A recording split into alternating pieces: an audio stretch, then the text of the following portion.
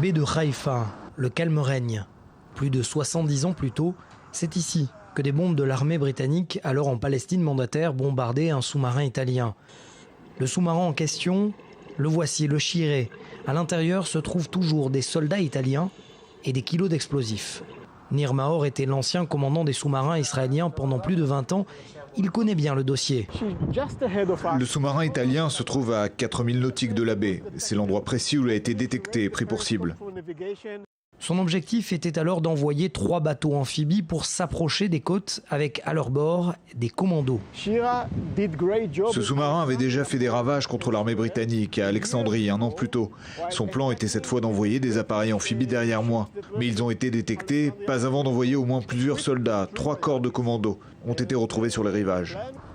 Une stratégie d'attaque bien rodée que l'on retrouve plusieurs dizaines d'années plus tard. Ce bateau a été envoyé en 1990, cette fois par le Fatah palestinien depuis la Tunisie jusqu'à la baie de Tel Aviv, avant d'être intercepté par la marine israélienne. Plus récemment, des commandos du Hamas ont réussi à pénétrer les plages de Zikim, en bordure de Gaza, avant d'être neutralisés par l'armée israélienne. Pour lutter contre ce type d'intrusion par la mer, Israël a décidé de placer des sonars sur ses côtes. Des travaux fastidieux, mais jugés primordiaux par l'appareil sécuritaire israélien. J'ose penser en effet que notre marine dispose des moyens nécessaires pour éviter une attaque par la mer, tant avec ses sonars que nos sous-marins. En temps de paix, ils servent de station d'écoute et de renseignement. Au cours d'une guerre, leur rôle est d'abattre les bateaux ennemis.